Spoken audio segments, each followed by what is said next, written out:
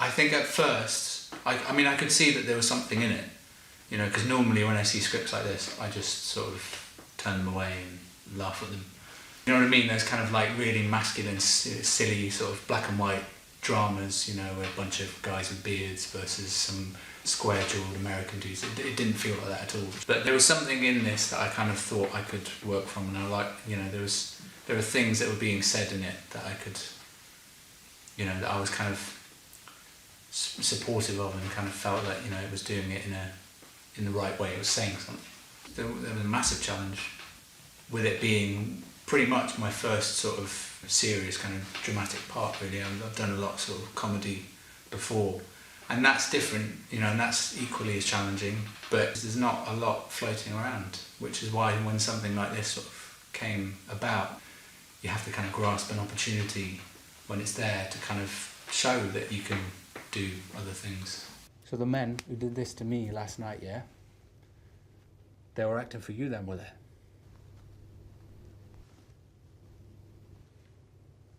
What are you going to do about it? How are you saying that happened? Well, you live in, you don't know how to torture people. You making an allegation?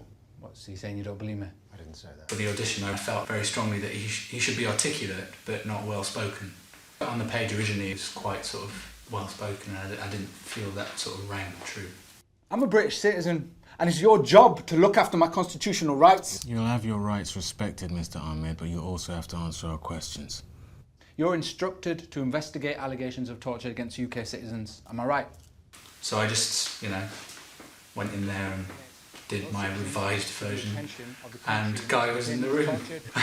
I didn't know, because Neil started asking me about, like, oh, why did you change it? That's interesting. And I was like, well, you know, I mean, I thought the writer was this, and he was like, oh, really? The writer's right here. And then sort of Guy appears from behind his shoulder, like, oh.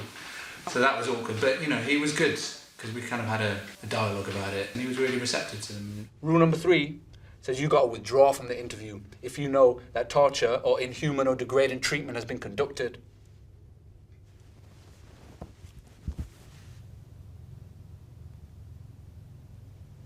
Angry young man is how I would describe the lead.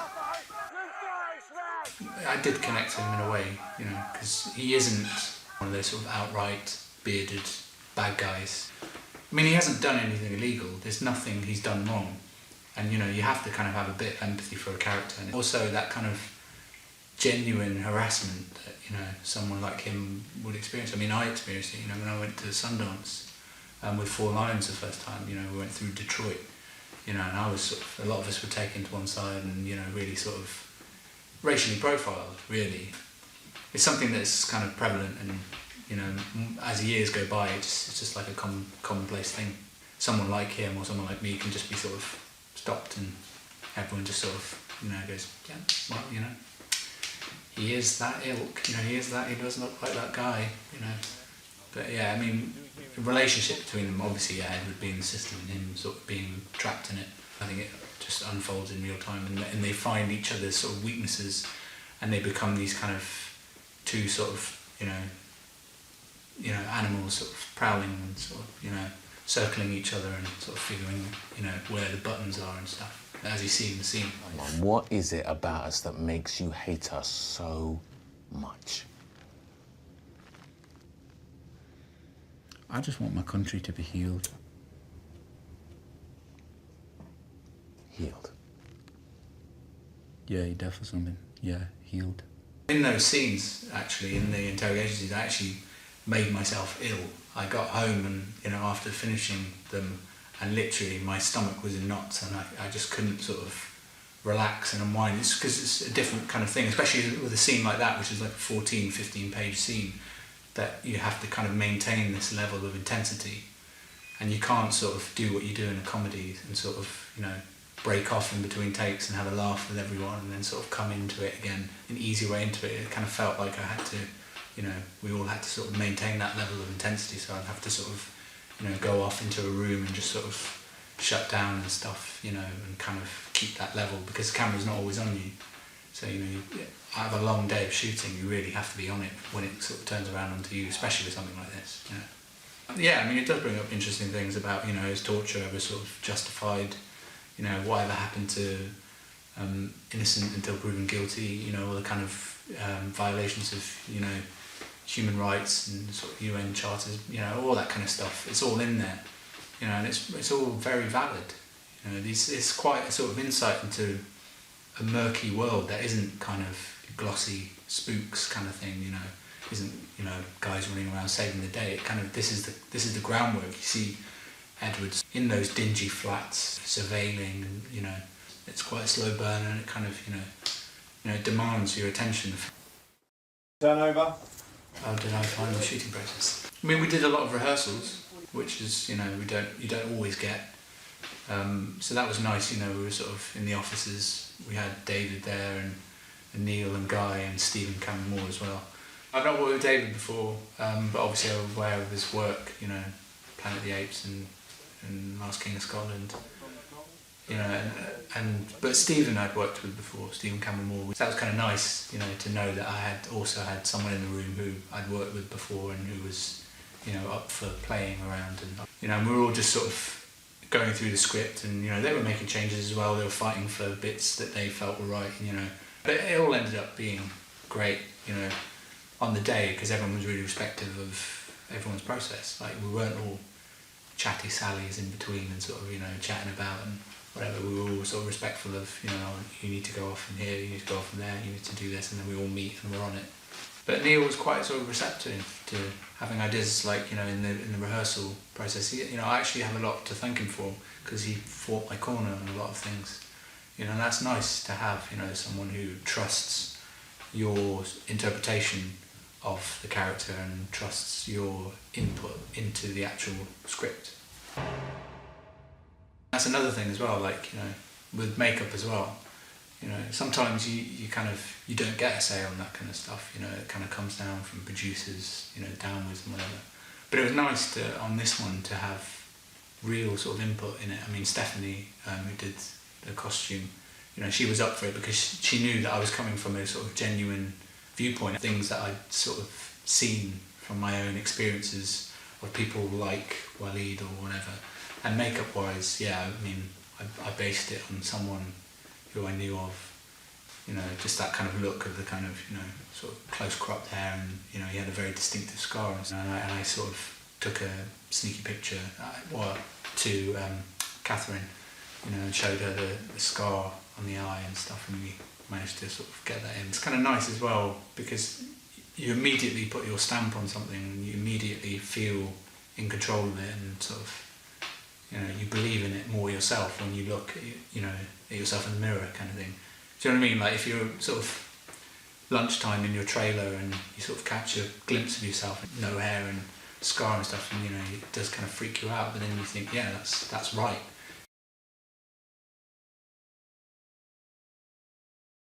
I know Waleed Ahmed inside out. What's holding back your case is the lack of evidence. I'm an innocent man, and people are watching you.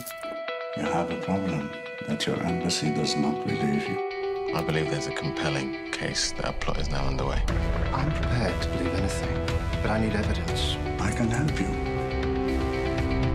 The regulations were not working. There's torture all over this. It's lethal. Do we follow instructions or do we do what is right? Everything I've done has been for my country. Complicit. New drama coming soon on 4. My name is David Oyelowo, and I play Edward Ekubo in Complicit. When Guy Hibbert got involved, I think he'd suggested to Kevin that to make Edward a black character. And I think with that in mind, probably had David in his head, because he'd just worked with him. So when I got involved, you know, David was already being talked about. What I love about the script that Guy has written is he's written a very well-rounded human being when it comes to Edward, and I find that when that is the case, your major source material, the way to tell a really good script is that your major source material is the script itself. And I've actually found that, you know, even though I have done a bunch of research with regards to it, the script is so strong that it sort of holds with everything I've read elsewhere. Troops burning! British troops burning!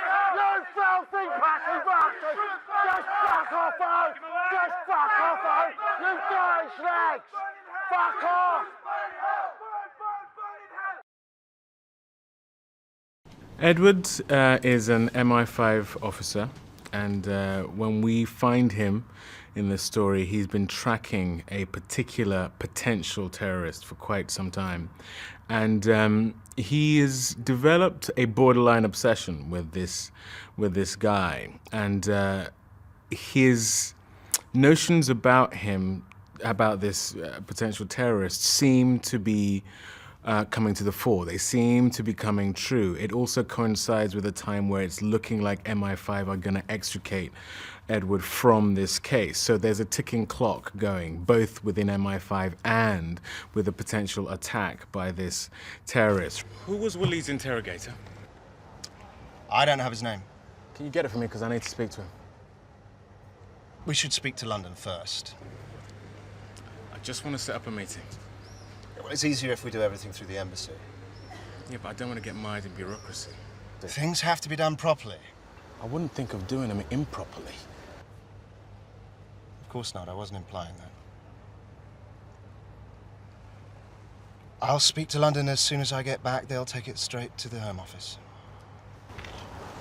From Edward's point of view, he's constantly coming up against people who have guidelines, rules, all sorts of things which actually take away their own personal autonomy and authority. In terms of obstacles that Edward faces, they are not just of a terrorist nature. I mean, Judith, played by Monica Dolan in this, poses a huge obstacle. She's, his high-up boss at MI5, and she also represents that that thing that brings him out in hives, which is white, upper middle class, educated power. I understand your frustration. And prioritising is a ghastly word. It's absolutely the worst part of our work, but it has to be done. I just feel like the resources would have been made available to me here and at MI6 if I was being believed. Since Edward would have come to work for G Branch, she would have had records of him and been aware of him, aware that he's a bit of a loner, perhaps. And I think that she would have been aware of his dissatisfaction as well. There is this fine line between whether he feels the resources aren't being given to him on the basis of race, on the basis of his professionalism, on the basis of how good he is at his job, on the basis of how seriously he's being taken as a professional, on the basis of the evidence he is managing to collate. It's my understanding that the issue is the weakness of the evidence you are presenting. Except this has happened to me before. What has? My judgment being questioned. On what occasion? It's just something I've been aware of. A desire and a need to prove himself, at times, arguably takes over. There is a debate as to whether it is selfless or selfish at any given moment. You know, wanting the resources, wanting the respect, wanting the attention that he feels what he's doing deserves. Is that entirely a selfless act, which I think it starts out as? What point does that segue into a selfish act of wanting to be recognized for being good at what he does? Again, that's part of the tension and part of the drama in the film. Lucy, it's Edward. I need a favor. Can you find me the name and number of the man from the State Security Service who interrogated Waleed? Don't you think this should go through Thomas? I need you to find out in such a way that the embassy here won't know. This should go through Thomas. Right now, they're putting a block on everything, and I need to speak to him as soon as possible. But do you realise what you're asking me to do? Lucy, please. In complicit, Lucy who is also an MI5 officer, represents, I guess, the fact that at MI5 there is someone who he can reach out to. There is someone there who he can relate to, and that is not the case almost entirely elsewhere. And that relationship is arguably one of convenience. Edward is recently separated from his wife. He has a daughter, and in my mind, partly why his marriage is broken down is because of this obsessive quality. It's just presenting a very difficult truth about the world we now live in. And I think what Guy Hibbert has managed to do fantastically well is to not cajole the audience into which stance they should take. I think it's a genuine conundrum, and that's one of the great things for me in terms of playing the role, is that it is not clear. It is not, at any given moment, he's having to make choices that have huge ramifications for Great Britain as a whole, in the sense that there is this potential attack, for himself professionally, in that the choices he's making will have ramifications for him, and for MI5 as an institution. If he makes the wrong decision, that is a black mark on an institution that is already black-eyed from Guantanamo. That I would say, rather than it being a film that sets out to deliver answers, it's a film that sets out to present some very tough questions.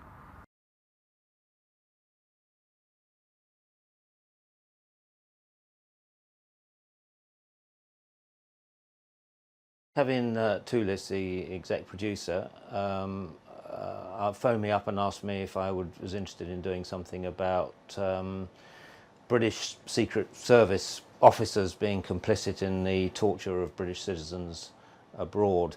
The original idea was for me to do something post 9/11 related to the Guantanamo internees and others around that time.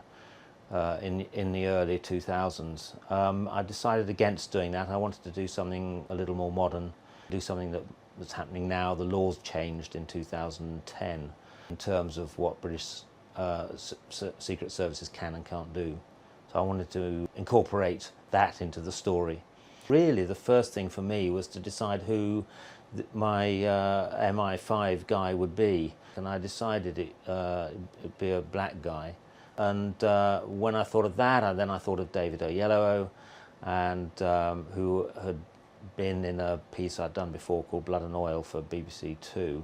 He's a fantastic actor, so I'd like to write something for him. So those two thoughts ran together. In fact, I was in New York. I was living in New York when I was writing it, and in the meantime, he had asked me to write a project for him and a Hollywood production company that were developing something set in Botswana. So he had contacted me and said, was I interested? And I said, well, yeah, I've just literally finished this script an hour ago. Would you be interested in reading it? I didn't want to say I've written it for you. I just said, well, I'd just be interested in what you think. I mean, we kind of, that sort of language, everybody knows what we're talking about, I think. Gave him the script, and he came back a couple of days later and said, boy, I'd really like to play this one day. This one up front.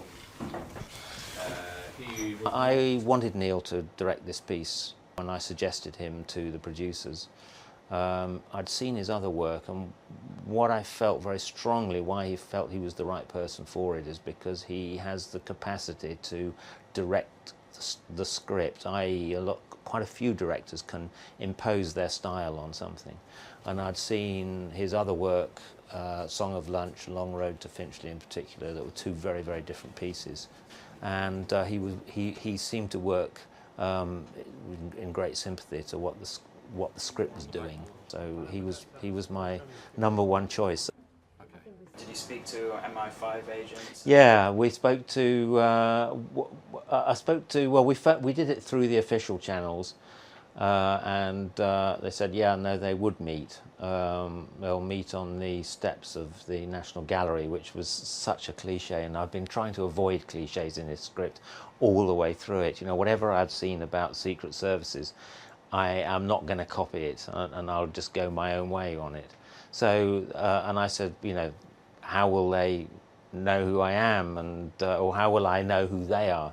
And they said, well, you know, I'll know who you are. So, and that was another cliche, and I thought, I'm getting sucked into cliche after cliche here. But I did contact 2 other people, both who were in MI5 but had since left, and obviously I'm reluctant to name them, but yeah, they help with that. Yeah, I know it's a very boring job. I mean, it's like doing very, very difficult cryptic crossword puzzles. You know, people just sitting at desks trying to work out the puzzle, and also endless looking through boring stuff.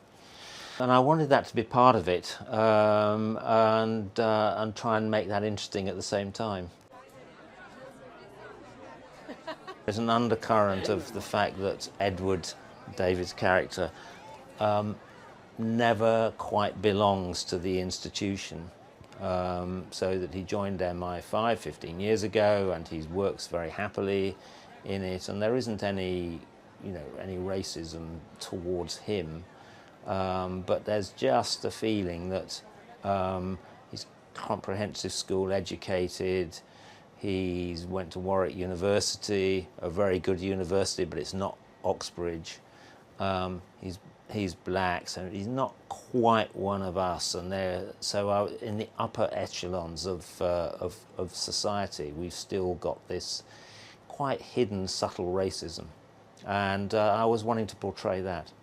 And in a way, that's what underlies all the decisions he makes in the film. He feels he's not quite believed. He knows he's right, but everybody is kind of not really there with him. And when he really needs people to back him, they're always feeling, I don't quite trust him. So he's got that conflict within his job, and then he's got the conflict with the terrorist suspect. I'm more interested in the sense of Britishness and the conflict between the black MI5 officer and the Asian. Both of them are second generation British. It's how one of them gets under the skin, how the Asian gets under the skin of the black guy, and how David's character, Edward, feels that this guy has really betrayed everything that the country has given him. But you know what? I'm going to make sure you never get that freedom and privilege in my country again. You bring shame on your parents. Don't talk about my parents. Good people who worked hard and gave you opportunities. You have spat in their faces. Fuck off! We had quite a few arguments in the pre-production in terms of the script. Between all of us, you know, apart from probably Neil and myself, who's kind of remained quite resolutely stubborn throughout the whole thing, sticking together on it. But it was quite tricky getting the script right. Once I see it filmed, the images that I have in my head have completely gone. So I never have any of that conflict about, that's not how I imagined it. You know, it's what it is, and whatever I had is just completely disappears. The problem you have if a scene isn't being done well is that the dynamic of the scene has somehow got lost in, you know, all the day-to-day problems of getting that scene filmed, you know, and the technicalities of it, and those are the things you notice, actually, the dynamic of the piece. The mother wasn't there. I love the big scene between David Oyelowo and Arsha. Yeah, that was always going to be my favourite scene. I think it's about 15 pages long. And I'm always told when I write a long scene, it's too long, it's too long, it's too long, and I've been insisting that it's not too long, and it isn't too long. So it's to do with character and not to do with plot. Finally, there's a confrontation between these two people, which you've set up in the first 50 pages, and now you get the confrontation, and I think and hope that that confrontation delivers, and it's the key to the piece. And that room has been very, very cleverly designed to be a white box, and that might seem quite a simple thought actually, but it's a very, very clever thought because it defines the characters very clearly and gives it actually quite a dramatic feel to it. As soon as you go into that room, it has a dramatic energy to it, and that's because of the white room. So that was a very, very clever decision. I'm an executive producer on it, and I always try and put that in my contract so that I can have a post-production voice, if you like. A lot of writing is about editing.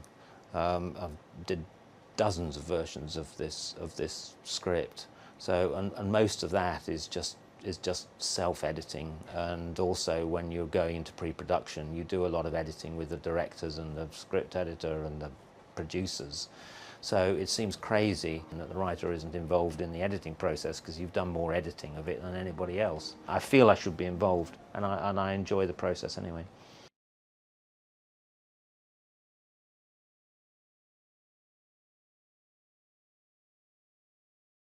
Well, it came about because I got a call from my agent saying that Guy Hibbert had written a script about torture, and would I like to read it? And I said, I'd very much like to read it. So I went for a meeting, actually, first, before they sent me the script. And after the first meeting, they decided it was worth sending me the script, and they sent me the script, and I read it and thought it was terrific. Well, the film's plot is very simple. There is a man, Edward Akubo, who is an MI5 officer, and he is sure in his heart that he is onto something with a young second-generation Pakistani man living in London. He thinks that this man is planning some kind of terrorist attack. He's sure of it, but he doesn't have very much evidence. And he finds himself doubted by the people around him. They feel that Edward simply doesn't have enough evidence and is perhaps just reading too much into what he's seeing. And sure enough, Edward manages to find out that there is something going on, manages to get MI6 to track this young man to Yemen, where he says he's going. And he gives them the slip. He ends up in Egypt, and Edward is flown out to Egypt to interrogate him. When Edward arrives, things aren't quite what they seem, and he's got a few hurdles to go over, which are to do with sort of bureaucracy, to do with protection of human rights, and also to do with people perhaps not taking him as seriously as he would like. Certainly what this story is indicating is that the security services that are there to protect us in this country, and presumably it's similar all over the world, because these organisations are made up of individuals who are human, and they have their own personalities, they have their own traits, they have their own prejudices, they have their own ideas, and when you put a whole group of people together, they're going to make mistakes. And I think that is kind of what comes out of the film. You exchange emails with him. So that's why I'm in here then? No, you're in here because there's evidence. So wait, does emailing him make me a terrorist then, by association? No, it doesn't. So why are you asking me about him then? You're going to stay here until you tell me why you came to Cairo. If you look at the actual facts of what's written into the story, you can walk away feeling that Waleed is actually innocent. He's definitely got some problems with Great Britain, and as a lot of people have. But it doesn't make him guilty necessarily, and I think there's a sense in which that when you hear that this aerosol can that's discovered at the end has been tested positive for ricin, that, you know, it says, well, that definitely means Waleed is guilty. But if you look at the script, you know, there is no evidence that he ever went anywhere near that farm. It's true that maybe there was ricin found at that farm, but it may have nothing to do with him. And that's deliberate, because we want to sort of talk about that issue. It doesn't make me guilty of terrorism by association or by having these beliefs. Does it make me? And that's the question we want to ask. Does it make you guilty? MI5 certainly believe that, you know, he was up to something, but they can't nail him now because of that. So they're implying that he's guilty. But I think there will be a group of people who watch this film who think he's not guilty. Why should, you know, there's nothing actually really on him, and he's been released. We kind of want it to be ambiguous to an extent, but there is no getting away from the other side of that story, which is Edward, a man who has done everything he can. And yes, he shouldn't have authorised that torture, but the way in which the world around him is operating made it very difficult for him not to do that. And once it's discovered that these aerosol cans have tested positive, as his colleague Tony says to him, it kind of exonerates what he had done. And but then, equally at the end of the film, it's discovered that the information that was gleaned through torture is incorrect.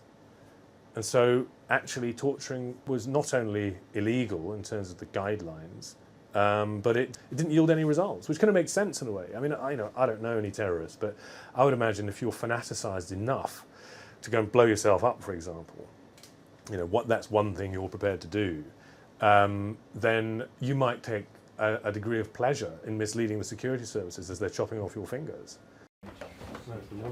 Jan Yanez, the director of photography, he's shot every bit of drama that I've worked on. I suppose that the way I would explain the sort of feeling of the film, we try to create this sort of atmospheric realism, is what I'd call it. It's not lit as realism, it's sort of flat lighting, it's very moody.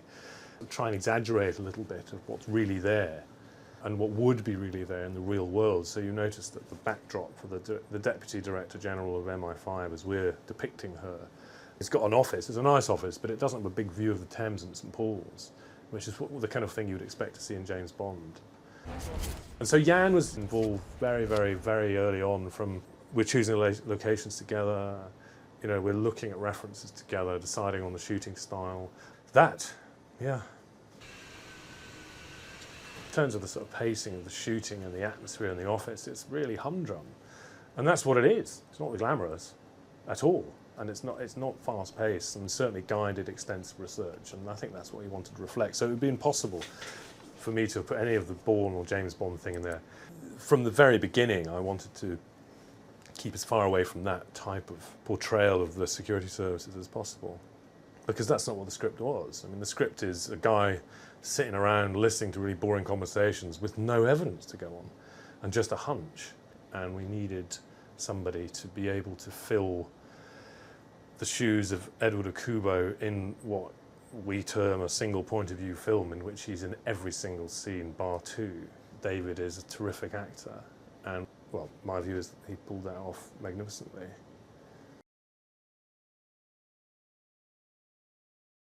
Well, today, it's a good one. We've asked them to bring in their most high-octane item. Ooh, OK, Mark Watson.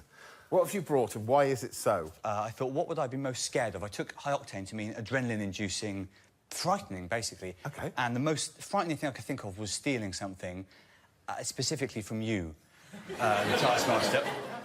So, my high-octane item is a pair of your trousers.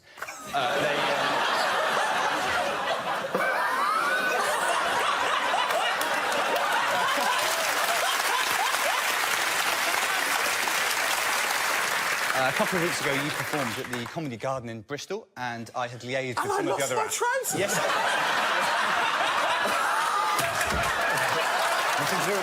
That is amazing, because the last thing I said as I left that gig was, who loses trousers? And you've made me swear now, you minge! My accomplice was Ed Gamble. Ed Gamble, yeah. Yes, the comedian Ed Gamble. And I thought that he got in his car very quickly as well. Yes, he got in his car quickly, because I was on the phone to him going, go, leave, leave. That is an undeniably high-octane item. I mean, my heart's beating now. OK, and kindly suggested by Greg, in honour of me, you said, me, Mr. Alex Horn, today's prize category is the creepiest thing. Oh, no. What? Every single one of the prize tasks for this whole series... Oh, that... It has essentially been a picture of me looking fat. Or... So, given the title creepiest thing... Well, this is a rare occasion where I'm not entering that picture of you. It's not a picture of me at all? It's not a picture of you at all. It is a short film. Would you like to see the film? I would. Yeah.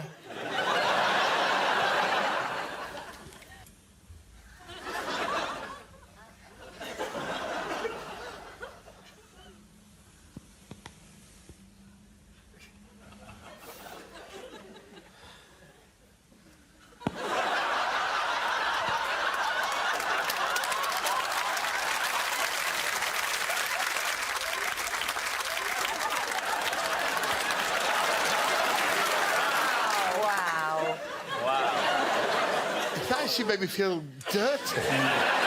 Saw you out. Did you No, you check? didn't. OK, prize task. Yes, it's time, so get ready. Close your eyes. Hold on to your seats. This is the one we've been waiting for. It's going to change lives. It might change the planet. It is the biggest anticlimax. Right, I think you'll agree I've put quite a lot of effort into these prize tasks so far. You have, actually. OK, and this one I've really gone to town. So, do you know what a Rube Goldberg machine is? I don't actually. I don't. So, like, a tennis ball goes down the drain pipe, it turns on the leaf blower blows the washing round the line. Built one of these in my garden at great effort. For this show? For this prize. It is meant to end with a single ignition multi-shot firework. This looks absolutely spectacular. If it goes off, I invited some people round to film their reaction. They don't know what we know, which is that the thing is not going to go off. Here we go. Shall we take a look? Let's have a look. And here we go. I didn't do any of that.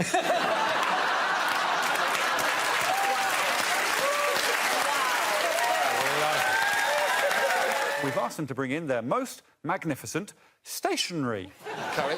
This was really hard for me because I love stationery. You think I don't? Well, I don't know if you love it as much as me. Oh, I do. Because I love it the most. Yeah? Right. I think I know what it is. As a stationery connoisseur, gut instinct tells me, because I know what the king of the stationery items is. Wouldn't it be wonderful if it's the same thing? And I genuinely don't know what you brought in. Should we say it together? Yes. 1, 2, 3. A laminator!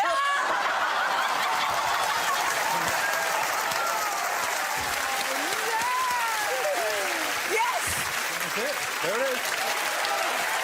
What's the prize category today for this colossal clash, young fella, my lad? Well, the category, after some pretty intense workshopping, is the thing that makes everyone go, wow, that really is the greatest thing.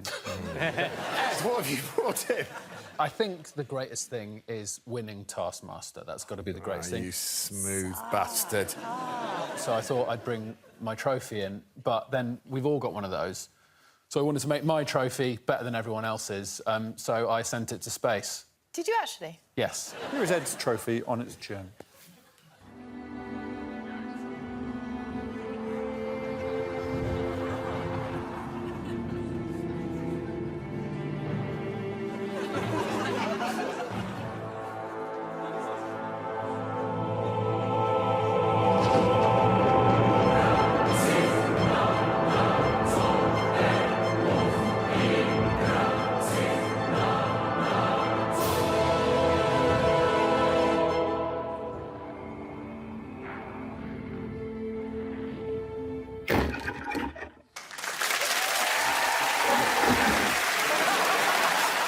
A real money spinner, Greg, because you've asked them to bring in the best Greg Davis merchandise that isn't on the market, but should be on the market. Hey, Martin. Hi. Have you got some good me merchandise? Yeah, my dad was involved. How was your dad involved? Basically, in lockdown, he kind of became like Geppetto. So he and I together designed a Greg Davis puppet. Yeah, this is what Mr. Martin made. I show you. Should it be on the market, Greg?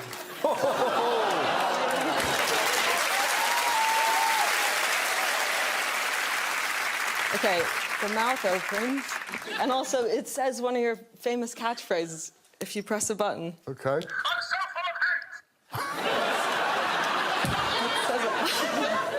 Oh, thank you, May. Oh, God. It's absolutely incredible. Is your dad a carpenter? No. Well, how's he made you? I don't think he likes me. He doesn't like me. And there's two of us now. You asked them to bring in the best thing that you can get into. Steve, only you can save this round. As the prize, I have brought you in today's Guardian newspaper. Oh. I thought, like a hobby, you could get into doing cryptic crosswords. This better get good soon, mate. OK. Can I say, by the way, there was a Guardian in my dressing room today. Yeah, and mine. And there was also one in mine. Right. Well, did anyone do the cryptic crossword? No. All right. I won't open that lefty stuff. OK. Well, what I hope someone might have been impressed by is the fact that I wrote today's cryptic crossword. Now we're talking. We can have a look at it. Oh, well. Nice. I've filled in some of the answers for you. The other thing you can do with cryptic crosswords, you can hide hidden messages within them if you get the right combination of words. As you can see, if you look at the G of ghettos on the left there and read down the unchecked letters, you'll see I've put you in the crossword. Greg, nice. Oh. And if you also read the rest of the hidden message, Greg, please give Steve all 5. And tonight, you've asked them to bring in their most unusual item. Tim Key, what did you bring in? Reindeer skull. That, my friends, is how to play this game. What's the final prize task, then, Alex? Well, I'll tell you about it if you just calm down a flipping second. It's the thing that makes you look the toughest, like a nose ring or a nose stud or a nose bag. Jamali? Let's not mess about. I've got a bat with a nail in it. Right, now we're talking. A bat with a nail in it. Bat with a nail in it. Right, thank you. There you go. Yeah. Not messing around. I'm not playing no games. It's tough, isn't it? Because if someone had a bat, you go... But if he had a nail in it, you go, he's dedicated to hitting it. Well done. That's the first time I've ever drilled a nail into a bat and someone said, well done. I appreciate that. All right, Mike, regretting that yet? A little bit. Yeah. My toughest thing has is tried and tested.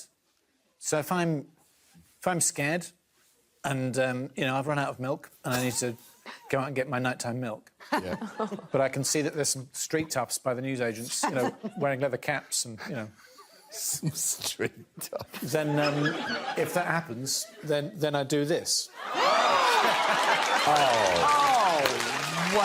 Wow. Oh. That's amazing. Wow! Then it's Mr. Tough Guy time. TikTok, it's Tough Guy o'clock. And the bishop's hat may be going someplace a bishop's hat should never go. That's incredible, isn't it? I'm so jealous. I have brought in a punk rock hairdo wig. Here it is. Wow. Which the winner is welcome to. I'm genuinely speechless. You demanded that they bring in the most desirable thing for the person below you in the alphabet, or the highest alphabetically if you're the lowest alphabetically. Desiree, who have you bought something for? I have bought something for Guz. I happen to know what Guz really wants is a bully kuta, which is a Pakistani Mastiff. It's a huge dog that's super protective. Kuta means dog, and bully is it's a bully dog. You want a bully kuta? It's a bully kuta, Yeah. So what I've done is commissioned Idil Sukan, who is an incredible artist, to create a painting of one so that you can always have your dream dog in your home to protect you and your family. I'm so excited. Right? Isn't he fly? He's got the gold puffy coat and everything, because that's your dog, man. That is incredible. Yes. Just give it a 5 points now. Yes.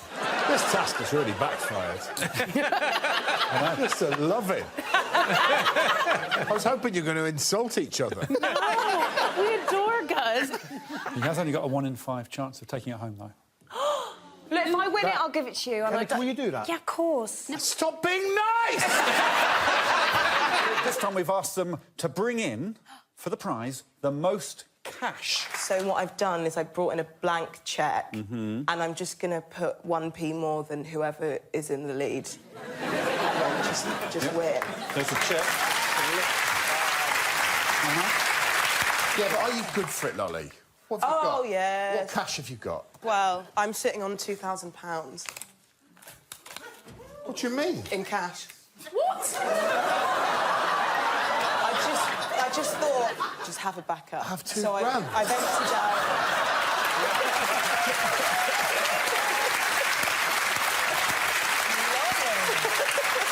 Very strong. The final category is the thing that, when you turn it round, gives you the biggest shock. Thank you. Julian, what have you brought in? It's an urn containing the ashes of a friend of mine. It's a first for the show. So here's the urn from the front. Turn the urn. So let me explain. Please. I was on tour in Norwich and I saw this in a shop window and I really liked it. So I bought it and then a week later my friend died. And that was his favourite word. And this was his favourite programme, so I thought he'd love to appear on this show. Well, you're clearly going to win. OK, what's the prize task today? OK, indeed. And this week we've asked them to bring in the best thing they've taken from somebody else's house. Can I show you the object first? I think you'll recognise. Yes. The thing that I took. This is what she and then took. I'll tell you. So that's the trophy, which you'll recognise. It's not this one. No. Does the name Kerry Godliman mean anything to you? Yes. I'll show you where she keeps it. She keeps it in the shittest room in the whole house. It's... I don't know if you can see it.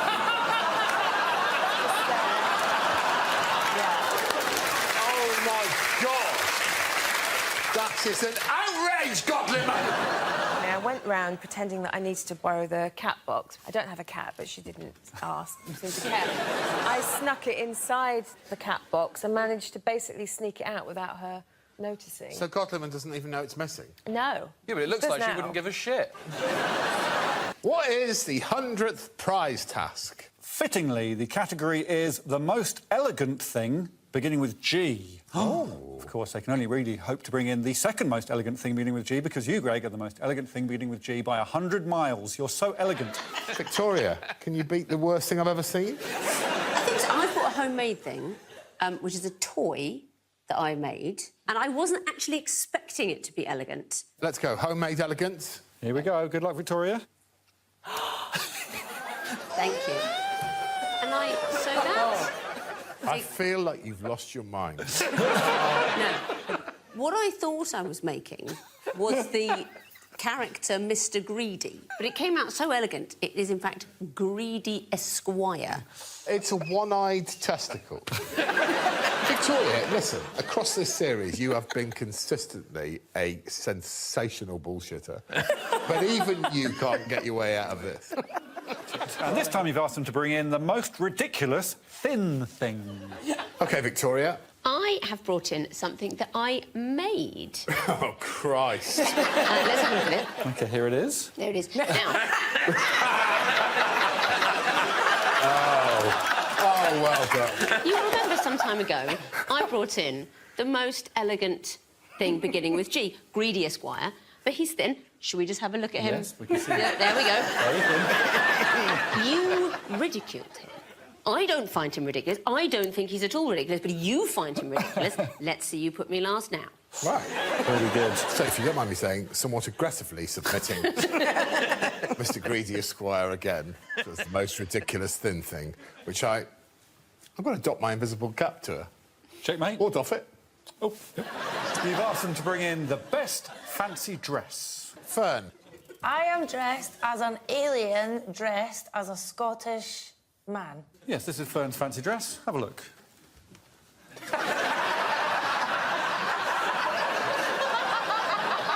Oh, my God!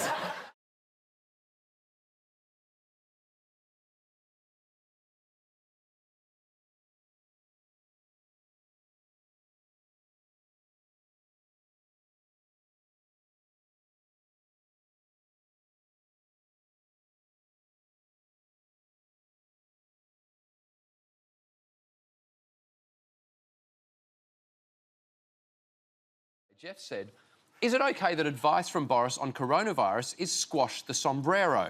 Now, I'm going to try and explain this using this whiteboard. So basically, what Boris Johnson said yesterday is that the pattern of most pandemics looks like this. Spikes and goes like that.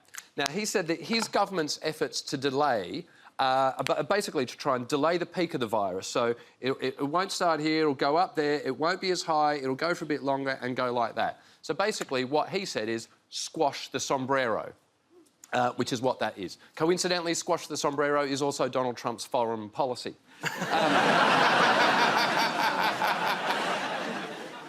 Bit of fun, wasn't it? A little bit of fun.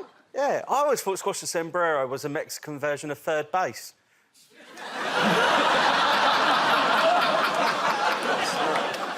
Is it all going to be Mexican themed? So it's going to be like, if there's an old person in the house, wrap them up like a burrito. You know you've got a temperature if you're the same temperature as a sizzle plate. I mean, it is possible that it'll go like this and then up for a little bit and then down. That'd be more British, because that's like Ebola. But, of course, Boris couldn't say that because it sounds like Ebola. And what's interesting about all this is you can plot the graph that shows the amount of jokes we make compared to how serious COVID-19 has been. So it kind of looks like this. Now, we started off making jokes about, oh, China's building hospitals really quickly. And then, whoa, it's getting really serious, make some more jokes. And now, basically, as it tails off, it's going to go like that for a little bit. And then eventually we'll get to the point it's so serious we'll wish we hadn't made quite so many jokes. And then we've made a flat cap. So the basic advice from yesterday is this. If you've got a continuous cough or a high temperature, stay at home for 7 days. Only call 111 if your symptoms get worse. If you're elderly, don't go on a cruise, and no matter what, keep washing your hands. And for the moment, that's kind of basically it. Now, the Prime Minister did say that things will definitely get much worse and added many more families are going to lose loved ones. But right now, this is the best way to take the strain off the NHS. How are we feeling about it? It's weird, because you're expecting him to go the same way as kind of Denmark or Ireland, and it seems like our scientists, we've got some kind of maverick scientists that are going the complete opposite way to the rest of Europe. Yeah. And next week they're going to go, shall we all just put the whole population in the O2 and then sweat it out together? Well, I've kind of been looking at the news this week and I'm started to realise that I'm not going to be able to eat bat anymore. Big thing. Also, the big advice that kind of what's happening at the moment is basically everyone's being told that they've got to work from home. Yep. I'll tell you, that's got me worried about Banksy. His mum's just going to be turning around and going, "You've been drawing on the skirting boards again." Get some flash and white, but after he's going to be like, "Fuck off, Mum." Does he live with his mum? In this joke, he does. And he's going to be going, "Fuck off, Mum, that's worth $500,000. Sorry, I interrupted. That's all right. To pick a hole with one of the issues with Banksy. Yeah, it's also we're going to be saying to him, and also take that balaclava off, I know who you are. Sorry, mate. There have been nearly 130,000 global cases. There have now been 11 deaths in the UK so far. And look, a lot of events are being cancelled at the moment. All NBA games in America, all English football games here, even the London Marathon has been cancelled. Football's gone. Yeah. What am I going to talk to taxi drivers about? Please not immigration.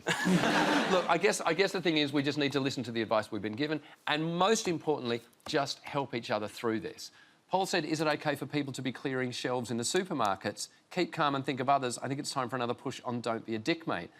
Look, 2 months ago, some people were saying a no-deal Brexit would be good for Britain because this country needs a bit of blitz spirit. This week, the first whiff of a lockdown, British people all went out and bought 38 rolls of toilet paper each. I mean, genuinely, I don't know about you guys, there was no toilet paper in my local supermarket this week. Interestingly, no Lemsip either. And that is much harder to wipe your ass with.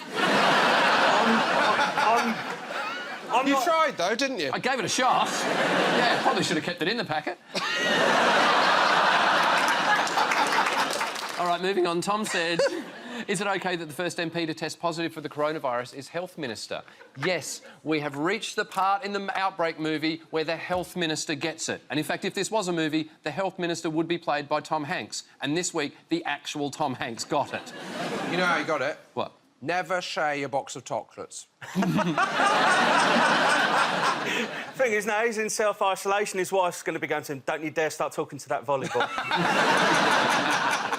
So Health Minister Nadine Dorries, who once appeared on I'm a Celebrity, Get Me Out of Here, will now spend the next 2 weeks appearing in Dancing on Isolation. She did say today that she's OK, but confirmed her 84-year-old mother has tested positive. And now this is where it all gets serious, because it's all well and good to say it's only the elderly and those with underlying health conditions that need to worry. But if you replace that with my grandfather and my asthmatic mate could be at risk, it suddenly starts to feel real. You're no longer talking about fictional people. You're talking about David Attenborough and Josh. Yeah, I'm worried about my... I'm the first person who's ever gone on the dark web to buy a Ventolin puffer. Also, is David Attenborough your granddad? It turns out, yes. I'm just using a person who's... Anyway. I kind of wish he was, in a weird-ass way. But you're also talking about everyone in my rugby league team. If you're talking Yep. about anyone with an underlying health condition, how is this going to affect the elderly is a massive, massive question at the moment too. Well, I think that obviously the one thing old people don't need is another excuse for their kids not to visit them. Yep. So that's pretty bad. Actually, speaking of which, if anyone is thinking of leaving me anything in their will, if I can have your loo roll. Look, it is important to ring your nan.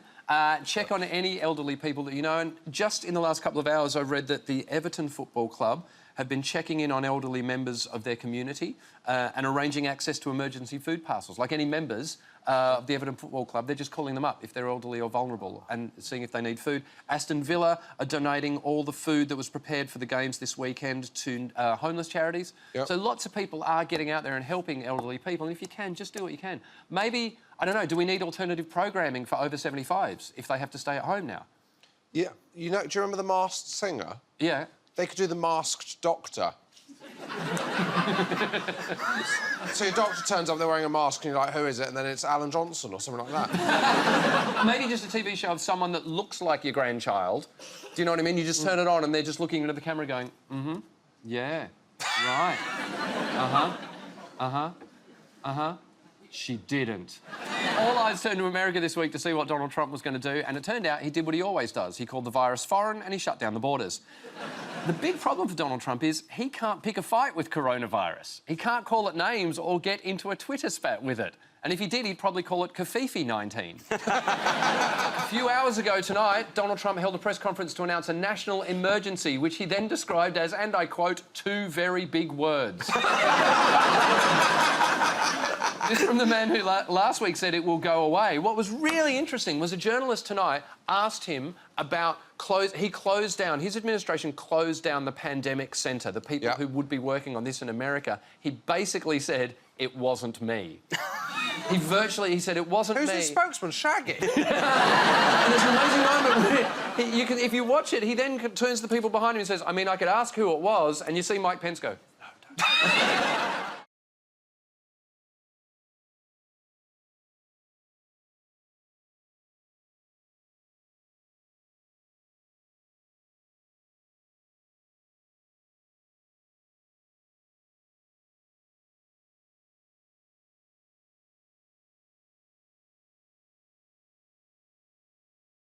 James, have you got a mascot? Yes, I have, Jimmy. What have you got? When I come on this show, I get very worried that people are going to copy my answers. Because I'm so smart, like we established, they might try and see what I've written. So I've brought something along that spies use to write in code so no one can read what I've written. It's my code spy kit. This. And here's how it works, right? This looks like a candle. It's a pen, you idiot. I can write here whatever I like. Right? I'll write, like, whatever. I've written your name there. Right. Oh, actually, I shouldn't tell you that. It's a secret, because it's a code. What does that say? Probably nothing as far as you're concerned, you moron. Then, look, I've got some paints here, right? And I'll just get my brush, and then I'll paint over it. Just like this. This is what all the spies do. Jimmy stinks, that was the secret message. You like that? I mean, I love it. I think it's... If I want to write in bold, I bought that. I got this for mistakes. Victoria hosts Only Connect, which is the smartest quiz on TV. But this is Cat's Countdown. So once again, we're going to test our teams with the stupidest quiz on television. OK, picture round first. Take a look at this. Can you tell me, is that a picture of James Acaster's hair or a Highland cow? It's James's hair. No. I think that's a Highland cow, personally. And if it's me, it's going to be the worst day of my life. So, James and John are saying Highland cow. Sean and Victoria are saying James Acaster. Oh, so help me God, that better be a Highland cow. OK. Well, I can tell you, it is a Highland cow. Yeah! Thank God. A little bit of fun for you. That picture was taken in 2016, so that cow is now dead. What happened to it? Did it walk into a road and couldn't see what was coming? Classic fringe accident. I think you'll be all right on that front. Time to test your celebrity knowledge now. That was tense. Sean looked like he was going to spark you out. Time to test your celebrity knowledge now. We've got pictures of some celebrity waxworks from Louis Tussauds in Niagara Falls. All you have to do is identify them. So, who is this? It's a feverish and frankly ill-looking gentleman. Who do you think that might be? What is that? Is that a waxwork or a person? That is a waxwork of a person. OK, so what have you gone for, James? John Travolta. You think John Travolta? It's a pretty good guess. That collar doing a lot of the work there. Sean, who do you think? Steven Seagal. Let's have a look. It is, in fact, Tom Cruise. OK, next waxwork. This should be easier. I don't know. Could you just zoom in on the name badge? It's quite fitting answering these questions with a candle, isn't it? That's enough to make a whole John Richardson, that is. OK, so who do you think? Princess Anne. See, we're seeing it at different angles. I thought it was Art Garfunkel. You know a waxwork is not brilliant when you can't tell whether it's Art Garfunkel or Princess Anne. Who do you think it might be, John? Helen Daniels. So Neighbours. it's a waxwork museum in Niagara Falls. Yeah. And you think it might be Helen Daniels off of Neighbours? As she looks now. It is, in fact, our Queen.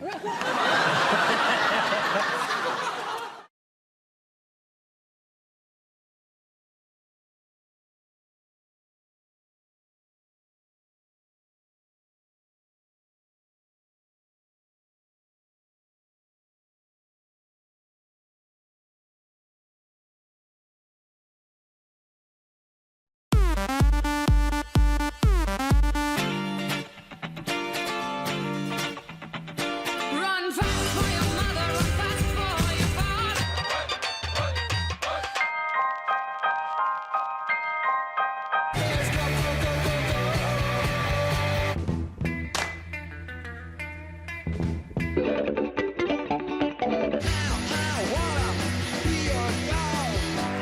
Shine bright like a diamond.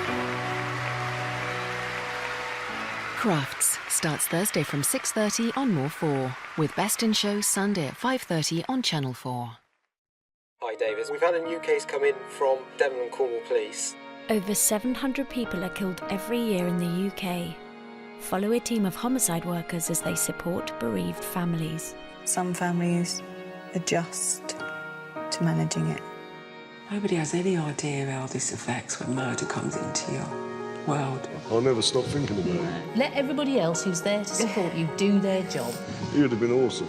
No mother expects to bury their child, and I would swap places with Lee in a heartbeat. Oh, you're with me all the way, so... You're right, I am. Cutting Edge, The Murder Workers, Thursday at 9 on 4. When it's not a school day, I like going shopping with my mum. Gotta stay close to her though, because you never know who's out there. Right, girls. Yeah? See that man there? Which man? That one. Yeah. He's a stranger, isn't he? Yeah. You wouldn't trust anybody, would you? No. So he doesn't have to be a scary man, does he? No.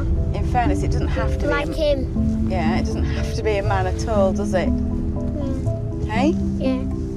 It could be a woman or an older child. Could even be an old man or an old woman. She could be it. You just don't know.